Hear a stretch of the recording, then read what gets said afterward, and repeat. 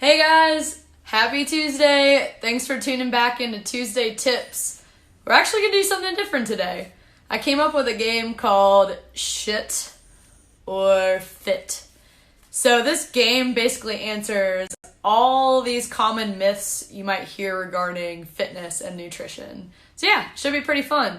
Stay tuned. Okay, so first myth is intensity is only measured by how long, so duration, a workout is.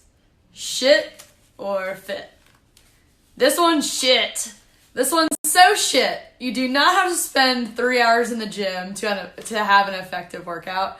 I mean, you could, but really intensity is measured in multiple different ways. So if you are weight training and you are training close to your 1 rep max, that could be intense. You might only be doing 1 or 2 reps, but because the load is so heavy, that brings up the intensity. This could also relate to almost like HIIT or anaerobic training, where you're only training for 30 seconds and you're going 100% effort and you need a full minute and a half to recover. So you could hit a short workout or do low reps and have a very intense workout.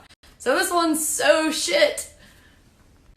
Okay, number 2. I hate this one. Carbs make you fat. Shit or fit? So shit, again, carbs don't make you fat. What makes you fat is if you're taking in more calories, so a caloric surplus, than what your body actually needs to perform daily functions. So this is a whole nother realm of information, but carbs alone do not make you fat. What makes you fat is taking in more calories than what your body actually needs. Okay, so myth number 3.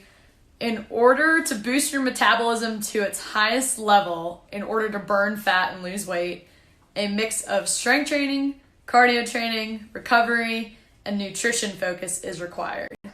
Shit or fit? This one's fit. This one's fit because strength training is necessary to build muscle mass. The more muscle mass your body has, the more efficient it's going to run at rest, so the more calories you burn.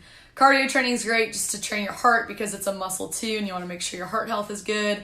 And also it ensures that you burn any extra calories that you might be taking in, and just basically ensures that you aren't going over in your calories. Recovery is super important because you need to be able to repeat this throughout your week, throughout your month, throughout your year. So if you're never recovering, you're just going to burn out, and you want to take care of your joints and also your mindset. And then nutrition is my favorite because we're all different beings. We all burn different amounts of calories based off of our gender, height, age, how often we train, and how active we are in our jobs. So all of these things come into play as far as weight loss. Number 4, women become bulky if they strength train regularly. Shit or fit? This one's shit. This one is also so shit. So women lack testosterone, where guys have more testosterone in their bodies, therefore they can put on more muscle than we can. We, because of our hormones, do not have the ability to become bulky once strength training is implemented into our workout routines.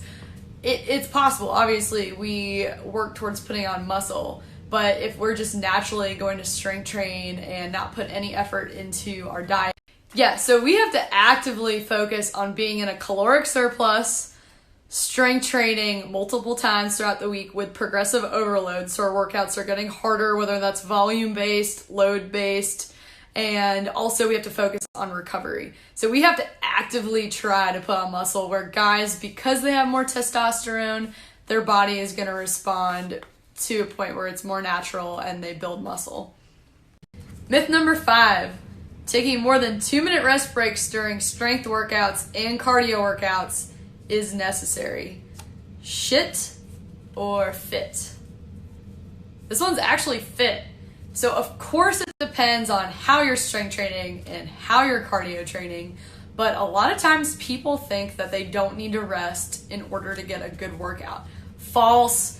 You definitely need to rest, especially if you're strength training and you're trying to get stronger. The goal with strength training is to create identical reps with your form. So you don't want to skip out on any muscle engagement for every rep that you're getting in your set, or else you're going to be doing your body and your results an injustice. So long story short, with strength training, the goal there is to take a long enough rest break in order to repeat. So if you are working with body weight or lighter volume, then 2 minutes is not necessary. But again, this all comes down to your goal and what you're working towards. As far as cardio training goes, especially anaerobic, so going 100% in, like a sprint, or maybe using 100% effort for a vertical jump, something that requires a lot of energy and power. The goal here is to rest long enough to be able to repeat and do again. So you have to recreate that same intensity within your rest break. You have to rest long enough to recreate that intensity that you had before in previous rounds. So yeah, for example, if you're trying to do a 200-meter sprint and you go all out and you're exhausted, you should be, because you went 100% in. The goal is to rest long enough so when it comes time to do a second round of a 200-meter sprint, you can mimic the same intensity and even maybe push harder. So yeah, that one's fit. Okay, this is the last one. The scale is an accurate way to measure, to track progress for weight loss or muscle gain. Shit or fit? I feel like you guys can guess this one. This one's shit. So the scale, I've talked about it before, just gives us a total number of what we weigh at that moment. It does not break down anything. It does not break down muscle mass. It does not break down fat weight. It does not break down how much your bones weigh. It does not break down how much water you're retaining that day. It does not break down if you've pooped today or not. So these factors what I was saying is these factors can all play into that total number on the scale. And I really get heated when this gets brought up, just because I feel as if the gym is a place where so much progress can be made, and it is being made, but stepping on the scale to check your progress is just a slap in the face, because again, it's not the most accurate way to track progress, and it could just be you didn't poop that day.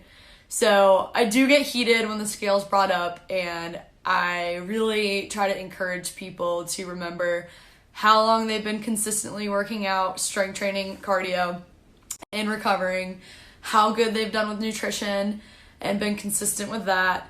And then also understanding their body and knowing when it's tired and when there could be inflammation after maybe a long distance run over the weekend, or maybe you're on your period. So simple things like that are just happening in the day-to-day play into that number on the scale, and that's why the scale is stupid. Okay guys, so thanks for tuning in to Shit or Fit. I hope you enjoyed it. Go ahead and leave some feedback for me. Next Tuesday, I'm going to start Tuesday topics instead of Tuesday tips. I went over the basics already, and now I want to go in more detail over categories related to fitness and nutrition. So shoot me a message about some things you want to hear. That's why I'm doing this. I want to hear from you guys. And also go ahead and rate Shit or Fit for me so I know if you liked it or not. Anyways, I'll see you guys next Tuesday. Have a good week.